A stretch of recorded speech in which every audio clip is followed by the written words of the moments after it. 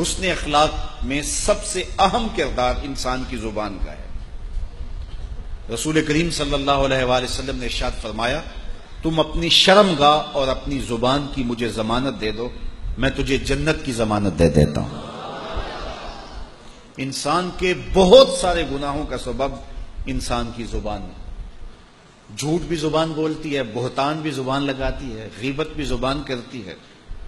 شکوے بھی زبان کرتی ہے، گالیاں بھی زبان دیتی ہے، سب و شتم یہ بھی زبان کا وظیفہ ہے،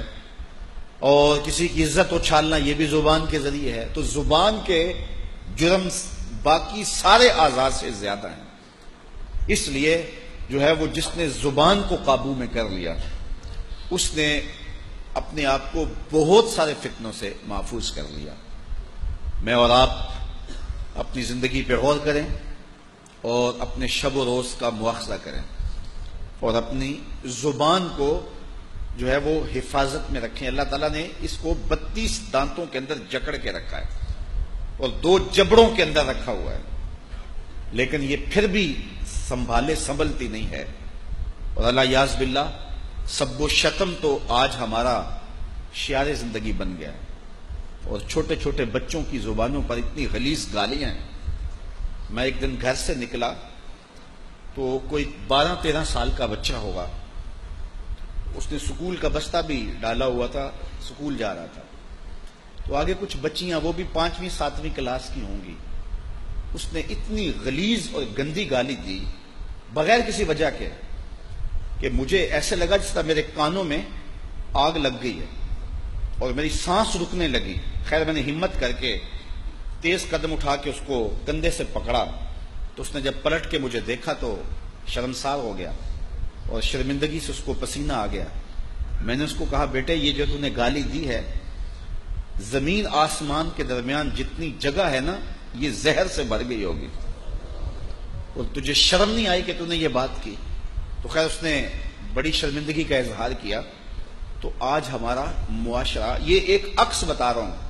کہ اس عمر کے بچے اور یہ ہمارے معاشرے نے جو ہے وہ جو رنگ اختیار کر لیا ہوا ہے، اور آج غلاظت اور گندگی ہمارے ذہنوں کے اندر گھل گئی ہوئی ہے۔ وہ کسی زمانے میں ہوتا تھا کہ سفر کے دوران کسی پبلک پلیس پہ یا لاری اڈے پہ ہم جاتے تو وہاں مجبوراً واش روم میں جانا پڑ جاتا، تو وہاں اتنی غلیظ چیزیں اور باتیں لکھی ہوتی کہ شرم سے پانی پانی ہو جاتے۔ اب ان کے ہاتھوں میں سوشل میڈیا آ گیا، وہی گندے لوگ اور وہی غلیظ ترین لوگ جو پہلے واش روموں میں بیٹھ کے گندگی کی جگہوں پہ بیٹھ کے تحریر کیا کرتے تھے، آج انہی کے ہاتھوں میں سوشل میڈیا آ گیا ہے، اور ایسی ایسی مکروہ تصویریں اور غلیظ جملے، الیاذ باللہ۔ کیا یہ ایک مومن کی شان ہے؟ ایک مومن کی زندگی ایسی ہو سکتی ہے؟ آج ہم یہ بات کہہ رہے ہیں کہ ملک لبرلزم کی طرف بڑھ رہا ہے،